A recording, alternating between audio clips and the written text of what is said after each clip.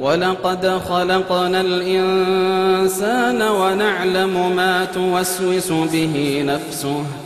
ونحن أقرب إليه من حبل الوريد إذ يتلقى المتلقيان عن اليمين وعن الشمال قعيد ما يلفظ من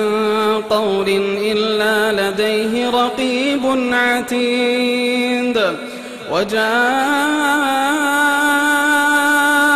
سكرة الموت بالحق ذلك ما كنت منه تحيد ونفخ في الصور ذلك يوم الوعيد وجاءت كل نفس معها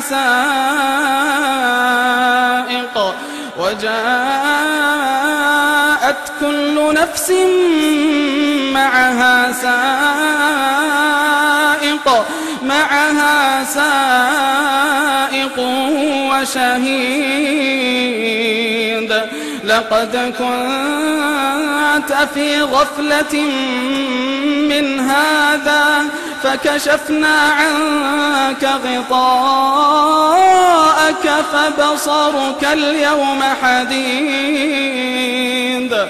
وقال قرينه هذا ما لدي عتيد ألقيا في جهنم كل كفار عنيد مناع للخير معتد مريب الذي جعل مع الله إلها آخر فألقياه في العذاب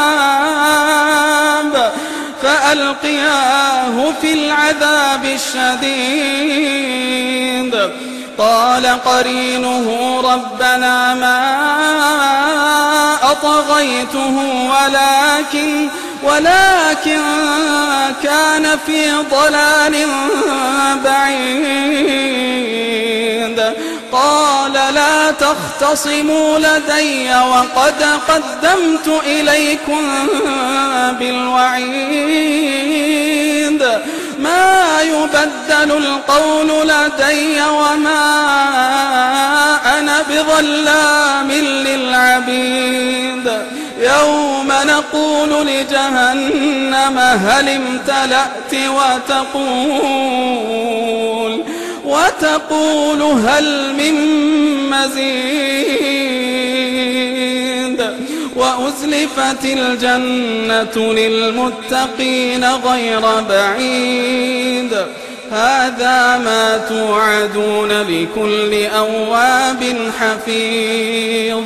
من خشي الرحمن بالغيب وجاء بقلب منيب ادخلوها بسلام ذلك يوم الخلود لهم ما يشاءون